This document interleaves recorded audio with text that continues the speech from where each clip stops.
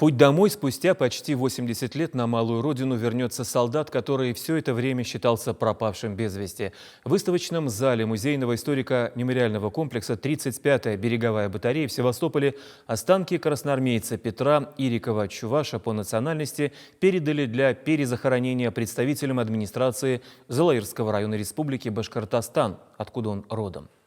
Останки красноармейца 1167-го стрелкового полка 35-й стрелковой дивизии Приморской армии Петра Ирикова вместе еще с одним бойцом севастопольские поисковики обнаружили у Маккензиевых гор почти 2 года.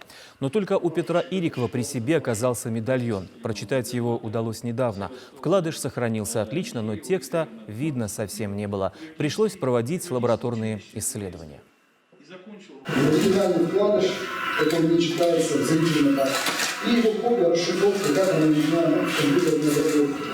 Также это пряжка поясного ремня красноармейская, пряжка от противогаза и прицел от винтовки Мосина, ЖРСА 1891 года. То есть это обычно снаряжение гипотеза. Для бесценного. Спасибо.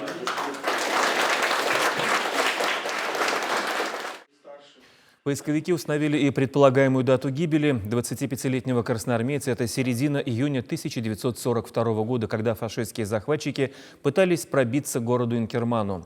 К станции Маккензиевые горы. Это стратегический объект, где хранились боезапасы и размещались госпитали. Здесь же расположена бухта, куда приходили корабли с подкреплением для нашей армии. Так что сдавать позицию было ни в коем случае нельзя.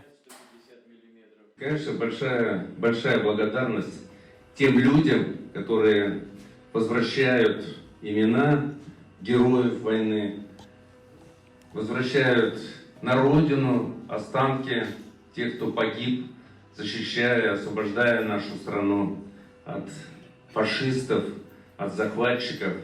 Это важно и для детей, наши дети, продолжение. Анатолий Аксаков также поблагодарил за мирное небо над головой крымских партизан, которые доставляли в штабы в годы войны ценную информацию.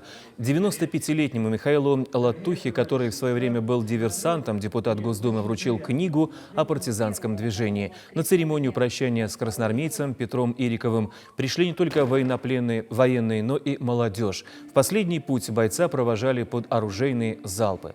Похоронит защитника Родины в Башкирии в селе Зилаире. Отмечу, что на фронт в 41-м семье Ириковых ушли 4 брата. Живым домой вернулся только один.